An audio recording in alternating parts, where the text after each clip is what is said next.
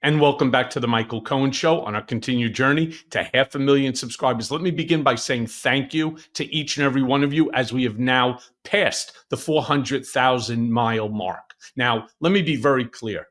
We're on a momentum. We've got a roll going. Don't stop. Hit subscribe, watch, comment, and share with family and friends, because the insanity, the stupidity, and not even necessarily coming out of the White House anymore, it's not stopping. And let me be clear about something. Knowing Trump as well as I do, having been by his side for a decade and a half, no one other than Trump can be Trump. Let me be clear about that. And while that may sound obvious, so many of his pundits, they try to act like him, hoping that they can actually dupe people to believe their lies. Unfortunately for them, it rarely works. And last night on Political Beatdown, my co-host Ben Meiselas and we spoke about the recent GOP town halls. These MAGA idiots, these MAGA reps, they literally hope that they can get their constituents to believe their lies by doing what? By sticking to Trump's talking points. Here's the truth. That method, it's not working anymore. Why? Because their constituents have finally woken up. It's hitting them in their own pocket. It's hitting their families. And you know what? They're demanding justice. Play the clip. There was a town hall yesterday in Mike Flood, MAGA Republican Congress member's district. This is Lincoln, Nebraska. And the people in Lincoln, Nebraska, you know, they've lost 6% on their GDP. I mean, the people in Nebraska are losing their jobs right now. There's been significant negative, GDP there. The way the economy has contracted, it's hit Nebraska particularly hard over the past 6 months. And then you have, to some point, do you give this guy Mike Flood credit for even going to his district and holding a town hall and seeing what the people feel about him? But let me just show you a sample. This is a sample of how Mike Flood's town hall had been going in Lincoln, Nebraska. This was yesterday in Lincoln. Here, play it. It talks about two big changes to the Medicaid program. One of those changes is that if you are able to work and you are able-bodied, you have to work. If you choose not to work, you do not get free health care. You do not get free health care. Okay. So here's a question. Do you think that people who are 28 years old that can work and refuse to work should get free health care? I don't think that a majority of Nebraskans agree with you. Now here he is on one more on SNAP cuts. He's asked about the cuts to food assistance in the disastrous budget bill. Let me play this one. Why did you cut SNAP and healthcare research?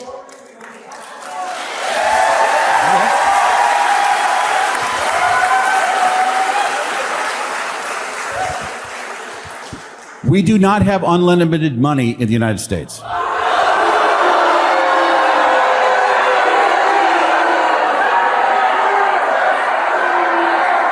In 2019, our country spent $60 billion on SNAP. During COVID, that number went to $100 billion. And for good reason. I mean, during COVID, we had a situation where we had a worldwide pandemic. We had people that couldn't work. There was a need for extra food, supplemental nutrition programs. What we did, this Congress, two things. We returned our spending on SNAP to our pre-pandemic level of 2019 at $60 billion. And we also said to states that have low error rates, and Nebraska has low error rates, that there's going to be incentive for states that do it right, and there's going to be a disincentive for states that have a high error rate. Okay, he's so wrong, basically on everything that he's saying. First and foremost, somebody has to teach him a little bit about economics, all right? Pay attention on this one, my friends. So let's say his number is right, that the United States spent $100 billion within which to feed the 360 million Americans, assuming nobody was able to work because of COVID. We know that that's not true, but for argument's sake. Okay, first and foremost, it's not $100 billion that goes out that nothing comes back. The vast majority of that 100 million, almost 60% of it, actually comes back to the US government in the form of taxes. Let's just use an example so you follow where I'm going with this. Let's say for breakfast, lunch, and dinner, they're making a bagel with roast beef, tomato, and Russian dressing. All right. And that's what you're eating for breakfast, lunch, and dinner, everybody. And that's what paid for that's what the $100 billion paid for. Well, somebody has to produce the cattle. In order to produce the cattle, you have to have feed, right? There are workers that are there. You have, it has to be transported to the slaughterhouse. The slaughterhouse then has employees there, and then they end up obviously, taking the animal apart, and then it has to then get packaged and sold, and then so on. There's taxes. There's income being generated by all of these people who pay a minimum tax rate of 33% to the IRS. I mean, that's just the beginning. What about all the people in between, the packaging? And so what about the people that are ultimately making the sandwiches? And what about the people that are wrapping the sandwiches in saran wrap? Though that saran wrap has to be made also and transported, and there's taxes raised by everybody. This idiot has no idea what he's talking about. He makes it seem as if though, yeah, we just thought we were paying $100 billion. I mean, this is the problem when you have idiots that are elected to office. Plain and simple. They just don't understand how the economy actually really works. And then to sit there and to make these, you read the room, moron.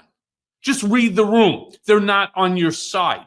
They don't want Americans to basically go hungry. We don't want children to go hungry. Oh, you know why they should go hungry? Because we need a 90,000 square foot fucking attachment to the White House. So in that way, somebody could put their name on it. We don't need a $1 nuclear fucking plant on the moon.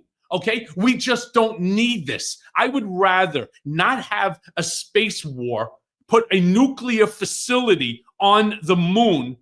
I'd rather not have that so that we can make sure every single child goes to school and has a decent meal in their belly so that they can study and do the best that they possibly can in life. That senior citizens should not have to start rationing their insulin or their medical, their medication so that they can afford to have something on the table to eat for dinner or be able to pay for their rent and electricity. Yeah, I would rather not be up there on the moon, all right? First of all, I think it's a stupid idea anyway. What happens hypothetically? That thing goes off and it splits the fucking moon in half. It's a nuclear explosion. Next thing you know, you're gonna have rock and radiation coming to where?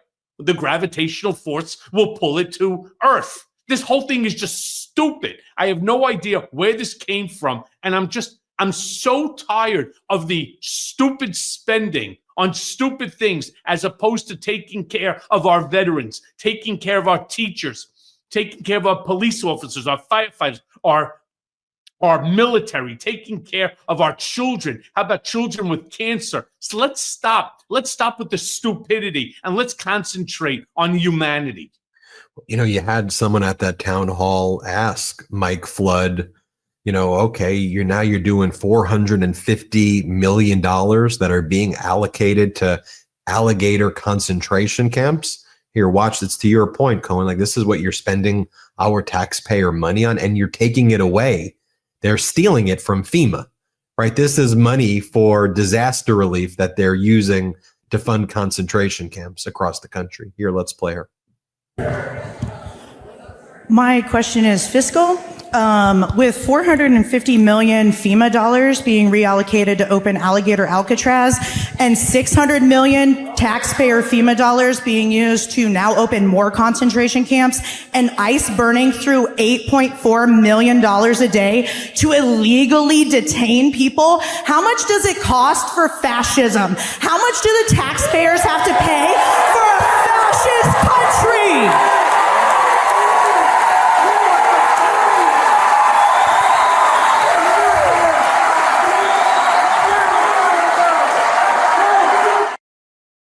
Read the room, Representative Flood. By the way, I don't know who it was in the comments. One of our brigaders, you are funny as hell. It's like, yeah, we should put a nuclear plant on the moon and run an extension cord to Earth. That's fucking funny. I mean, it's one of the dumbest things I've ever. Well, there you go.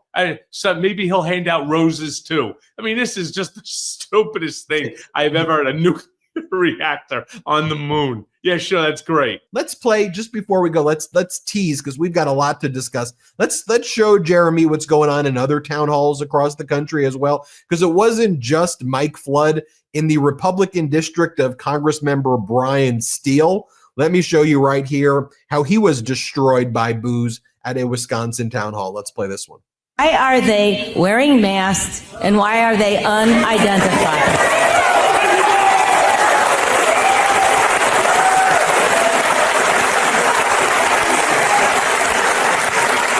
We'll probably agree to disagree on some of my answer here, but what I view is the moral hazard created by the Biden administration by allowing the U.S.-Mexico border to remain insecure.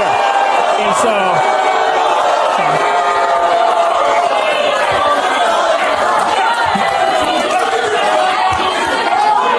it's completely fine that we disagree. There's nothing wrong with disagreeing on the topic.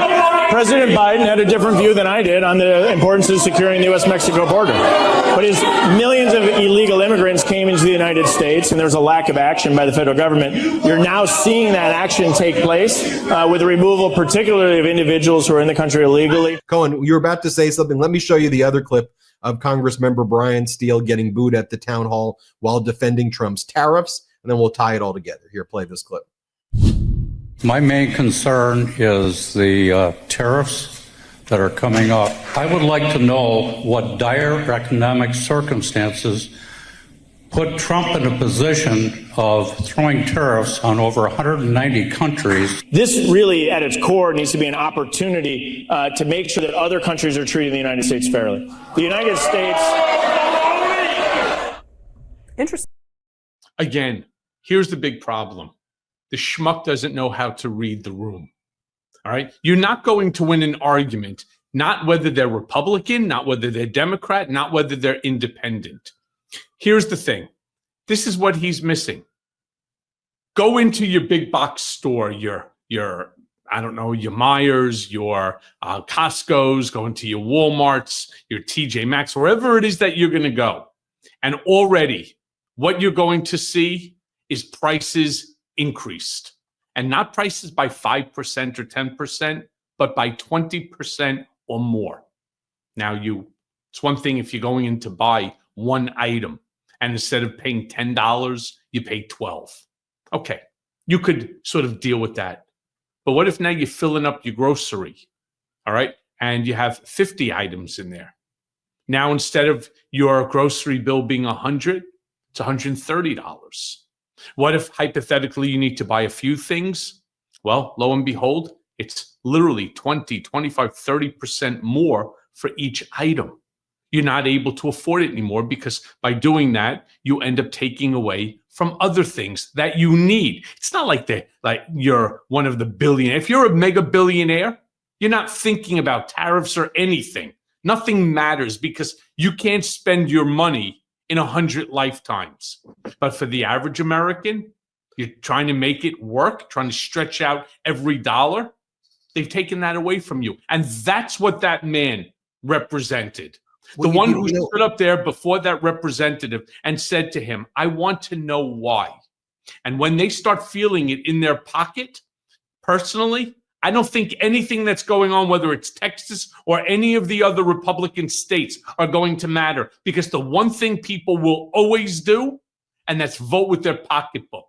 Hey, everyone. First of all, thanks for watching. I mean, we're going to be posting daily episodes with reactions and talking about politics. We'll be talking about everything, in fact. So please like and subscribe. Join us on this journey.